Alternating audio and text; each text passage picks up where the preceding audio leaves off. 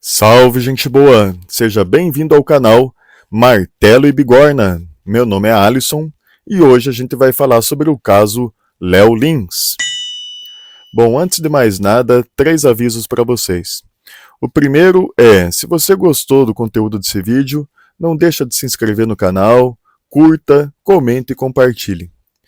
O segundo aviso é que eu não pretendo falar do caso Léo Lins em si mesmo, a não ser à medida em que ele render aí reflexões mais generalizadas sobre o humor e os limites do humor. E o terceiro aviso é que eu sou leigo nas questões jurídicas, então pode haver aí algumas imprecisões, mas a abordagem que eu faço aqui é uma abordagem filosófica. Bom, para quem não sabe do que se trata, eu vou ler uma notícia publicada no site do G1, no dia 6 de junho. O título da reportagem é Léo Lins condenado. Entenda a sentença contra o humorista. Diz o seguinte: o humorista Léo Lins, de 42 anos, foi condenado a 8 anos e 3 meses de prisão por propagar discursos considerados discriminatórios contra diferentes grupos sociais durante um show de stand-up publicado na internet. E mais adiante fala o seguinte: de acordo com a Justiça, o vídeo intitulado Perturbador contém declarações preconceituosas contra negros, obesos, idosos, pessoas com HIV, indígenas, homossexuais, judeus, nordestinos, evangélicos e pessoas com deficiência. O ponto central aqui, que parece render a reflexão filosófica, está na expressão piadas preconceituosas. E eu pretendo dividir esse vídeo, então, em 3 partes. Na primeira parte, eu vou falar daqueles que dão ênfase na segunda palavra dessa expressão, né? Piadas preconceituosas, que foi o caso aí do entendimento jurídico que resultou aí na condenação do Léo Lins a 8 anos. Né? Considerou, antes de ser uma piada, de ser uma manifestação de preconceito. No segundo momento do vídeo, eu vou falar daqueles que dão ênfase à primeira palavra dessa expressão, piadas preconceituosas. Ou seja, de que se tratam de piadas e não de preconceito. Argumentos aí em defesa dos humoristas que fazem piadas preconceituosas, mas também os contra-argumentos. E para finalizar, eu vou fazer algumas reflexões sobre a natureza da piada e deixar alguns questionamentos no ar. Bom, vamos então à primeira parte do vídeo. Eu ouvi na internet comentários dizendo que Léo Lins não foi preso por contar piadas, e sim por racismo.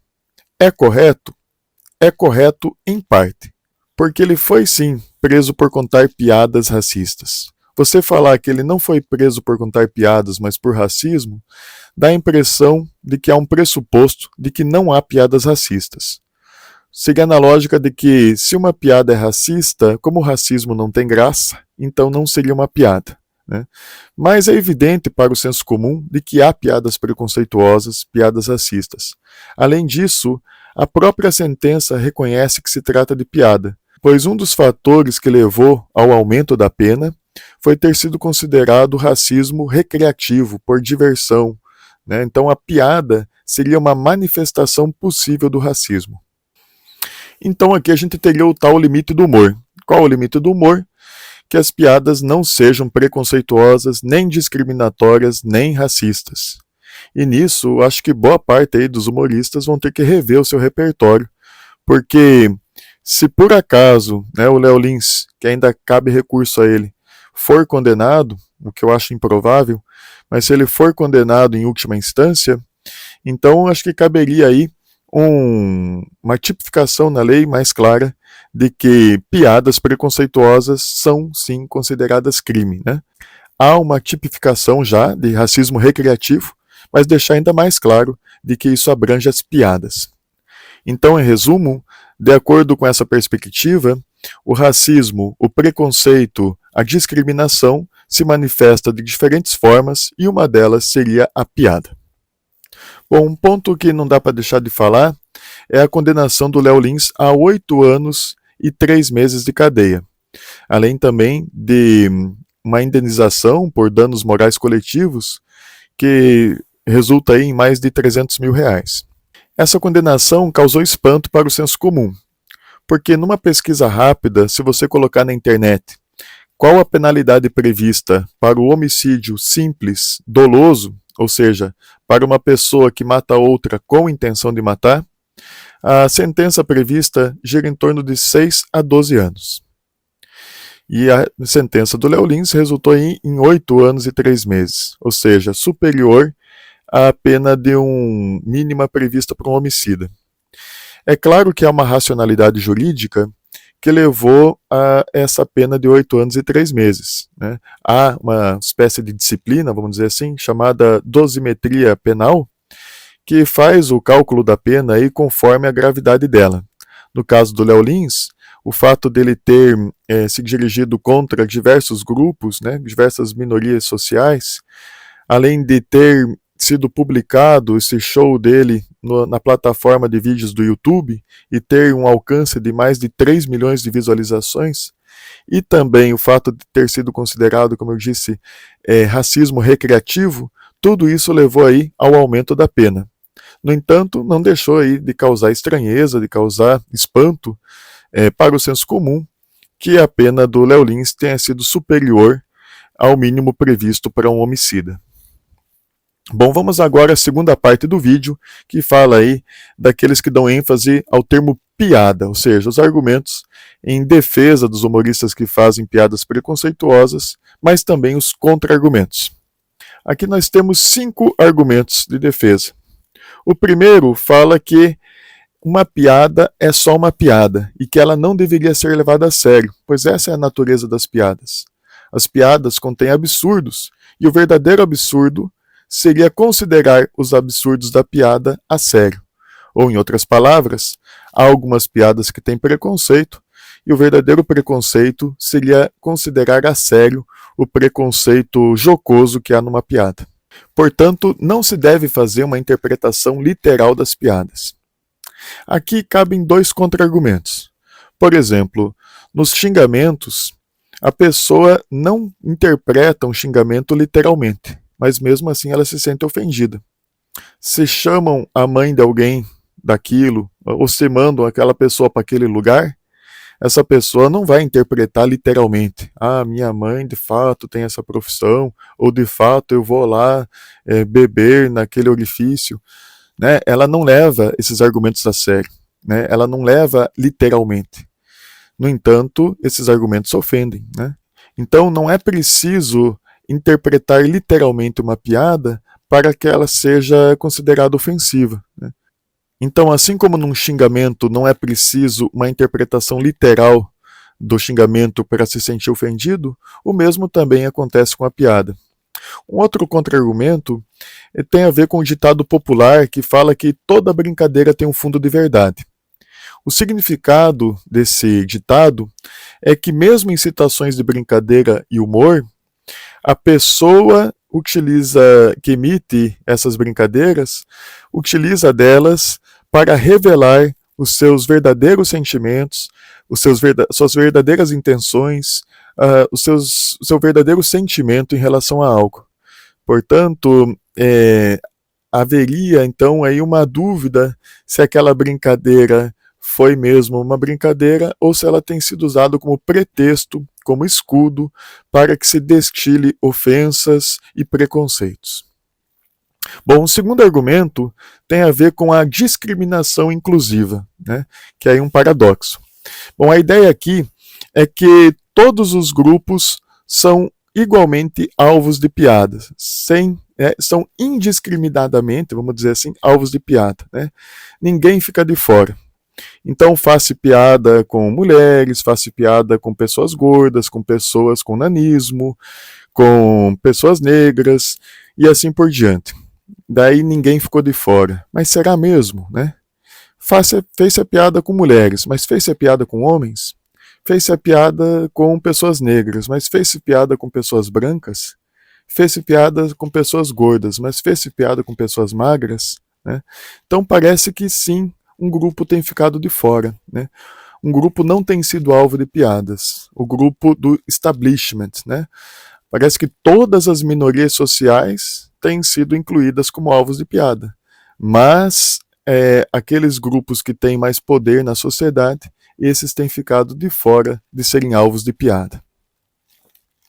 Bom, aqui também é preciso esclarecer o que são minorias sociais. Uma coisa são minorias e outra são minorias sociais. Minorias se refere a um aspecto mais quantitativo, né? Numérico, puramente numérico do termo. Já minorias sociais se refere a certos grupos que não usufruem, não dispõem do mesmo poder na sociedade, principalmente no âmbito político e econômico. Então, por exemplo, as mulheres. No Brasil, as mulheres, quantitativamente falando, elas são maioria. Tem mais mulheres do que homens na sociedade brasileira. Agora, em termos de poder, na política, por exemplo, elas não estão tão presentes em cargos de vereadoras, de deputadas, de senadoras, quanto os homens, por exemplo. Ou mesmo na lista das maiores economias do Brasil, das pessoas mais ricas do Brasil, por exemplo, o número de mulheres é bem assim menor do que o número de homens, né? Então, nesse sentido, as minorias sociais, né? Porque elas têm uma presença menor aí nos poderes políticos, nos poderes, no poder econômico, militar e assim por diante, né? Bom, dito isso, vamos ao terceiro argumento aí, de quem dá ênfase na piada. Tem um argumento de que quando um humorista faz uma piada, ele está interpretando um personagem e não é a pessoa com CPF, RG, que está ali expondo as suas ideias, né? Mas sim a persona do humorista. Então haveria uma diferença entre pessoa e personagem. Você não poderia responsabilizar um personagem por aquilo que ele fala, pois assim teria que se prender atores de novela que interpretaram vilões e assim por diante. Bom, eu acho que aqui houve um deslize do centro de gravidade aí que importa, porque eu acho que a questão não está no personagem, mas sim na autoria, né? Na idealização, na concepção da obra. Então vamos pegar, por exemplo, o caso do filme A Lista de Schindler, lançado em 1993 por Steven Spielberg. Nesse filme, que vai tratar do Holocausto, há personagens ali, nazistas, que são, assim, né, evidentemente preconceituosos.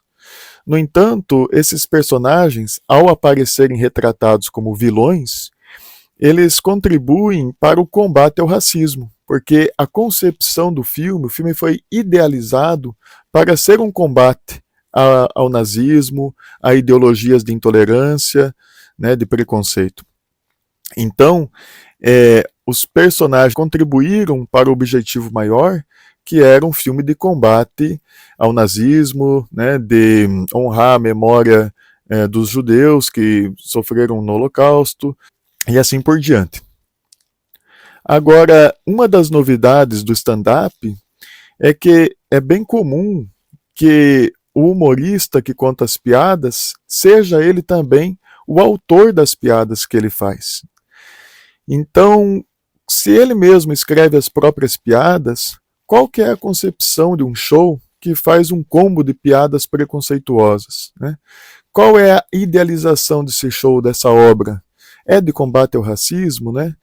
Então há também uma questão de que geralmente o ator que interpreta as piadas, o personagem, o humorista, é também o autor que escreveu as piadas, que idealizou o show, né? Então esses dois papéis se fundem, né? O papel da autoria e o papel da interpretação. E com que objetivo, então, um show que se destina a ficar 1 hora falando, por exemplo, contra minorias sociais? Bom, o quarto argumento tem a ver com o público, com a recepção, né? Aquele argumento assim, se há risada, há piada, né? Se eu conto piadas preconceituosas, se eu ofereço isso, é porque há demanda, é porque as pessoas riem. Bom, agora vamos imaginar uma situação hipotética. Vamos dizer que estamos na Alemanha, em 1942, que já existisse o stand-up, e que um humorista vai ter que fazer um show para uma plateia de oficiais da SS nazista por 1 hora. Então, ele vai ter que ficar ali contando 1 hora de piadas contra judeus, porque isso é engraçado para aquele público? Então é o público que define o tipo da piada. Então a responsabilidade se transfere para o público e o autor, intérprete das piadas não tem responsabilidade nenhuma. Ele é só um burocrata que gera piadas conforme o público. E se o público então for declaradamente preconceituoso, racista, ele vai fazer piadas em nome de fazer rir, né? Que é o que importa, que é o que importaria para o humorista. Então ele não teria uma consciência, um filtro, uma responsabilidade sobre aquilo sobre o seu próprio trabalho, né? Ele seria apenas um burocrata do humor que tem que gerar piadas conforme o público, porque simplesmente faz rir, e se faz rir é o que importa. Será que é só isso que importa, a risada? Essa é a reflexão aqui que eu trago, né? Para esse argumento, se há risada, eu conto a piada, né? E o último argumento é aquele que fala da dopamina endorfina, que rir faz bem, que ativa os neurotransmissores que dão prazer. Mas e quem disse que o prazer é o critério para dizer que se algo é bom ou ruim? Por exemplo, usar drogas também causa prazer, mas é sabido que usar drogas faz mal, né? Que não é uma coisa boa. Por outro lado, pode até haver coisas que causam desprazer e que fazem bem, né? Então, por exemplo, um medicamento que é bem amargo não causa prazer, mas faz bem para o corpo. Ou ainda coisas que causam dor, mas fazem bem, né? Por exemplo, se você vai começar a fazer musculação, né, vai sentir dor no corpo todo, né? Mas aquilo também está fazendo bem para o seu corpo. Portanto, nem tudo que dá prazer é algo bom, e nem tudo também que é desprazeroso é algo ruim, né? Então o critério de dopamina, endorfina, de que a piada seria boa simplesmente porque ativa esses neurotransmissores, é um argumento muito fraco, né? Bom, então chegamos aqui ao terceiro momento do vídeo, que são reflexões sobre a piada, né? É comum falarem que o que causa riso na piada é a quebra de expectativa, né? Que algo está linear e de repente tem uma quebra, aquilo é engraçado. Então uma pessoa está andando, de repente ela cai e aquilo foi uma quebra de expectativa e seria engraçado. Mas repare que se por um lado a novidade, né, a surpresa, a quebra de expectativa é engraçada, por outro lado a continuidade, a, a previsibilidade, a monotonia da repetição também acaba sendo engraçada. Porque é isso que acontece com as piadas preconceituosas, né? O preconceito em si, né? Ou os estereótipos que já estão prontos, né? Ah, baiano é não sei o que, ah, gaúcho é aquilo. Esses estereótipos, eles já estão prontos, são previsíveis e ainda assim geram graça diante de certo público, né? Então nem só o que é novidade faz rir, né? Como também aquilo que já é bem assim repetido, exaustivamente, também faz rir, né? Para certas pessoas. Bom, a segunda reflexão tem a ver com a piada implicar em ausência de compaixão, em falta de empatia, em não ter alteridade, né? Então, a pessoa está andando, ela pisa numa casca de banana e cai. Aí você ri daquilo. Você ri porque não foi com você mesmo, você ri porque não foi com alguém com quem você gosta muito, tua mãe, alguma coisa assim, porque não quebrou a bacia, não vai ter que levar no hospital, não vai ter que acompanhar todo esse sofrimento, né? Então parece que tem esse argumento de que a piada ela precisa dessa falta de empatia para ser engraçada, né? Porque a pessoa não morreu, porque foi engraçado ver ela cair, porque não foi eu mesmo que senti a dor, né? Mas será mesmo que toda piada precisa dessa falta de empatia, né? Dessa falta de compaixão? Então essa é uma reflexão que eu deixo em aberto. E uma outra reflexão que eu deixo em aberto é de que toda piada tem um alvo, né? Então toda piada vai procurar bater em alguém ou em alguma coisa. De fato, há muitas piadas assim. Mas vamos pensar uma piada bem bobinha, por exemplo, né? O que o tomate foi fazer no banco? Ah, foi tirar um extrato, né? Daí você fala assim, ah, essa piada tem um alvo, sim, porque tomates não vão ao banco, então o alvo foi a lógica, sei lá. Mas será mesmo que não é meio forçado você interpretar as piadas nessa chave hermenêutica de que toda piada tem um alvo? Não é meio forçado isso? Bom, vamos fazer uma analogia aqui para tentar pensar isso. Vamos imaginar que tem uma filosofia que diz que todo mundo é mentiroso compulsivo. E aí uma pessoa fala assim, eu não sou. Daí você fala, viu só como você é mentiroso compulsivo? Porque uma pessoa que é mentirosa compulsiva, ela nunca ia admitir que é. E ao negar que você é um mentiroso compulsivo, você só confirmou que de fato você é um mentiroso compulsivo. Mas daí qual que seria a alternativa da pessoa? Dizer, sim, eu sou um mentiroso compulsivo? Quer dizer, de um modo ou do outro, ela está confirmando essa premissa, essa super filosofia, né? Então, será que dizer que toda piada tem um alvo, e às vezes forçar, o alvo está sendo a lógica, não é também uma super filosofia da piada, não é meio que forçar a barra, dizer que necessariamente todas as piadas têm um alvo? Fica aí então essa reflexão no ar. Bom, se esse vídeo foi proveitoso para você, novamente eu peço que você deixe seu like, se inscreva no canal, comente e compartilhe. E até o próximo vídeo. Tchau, tchau.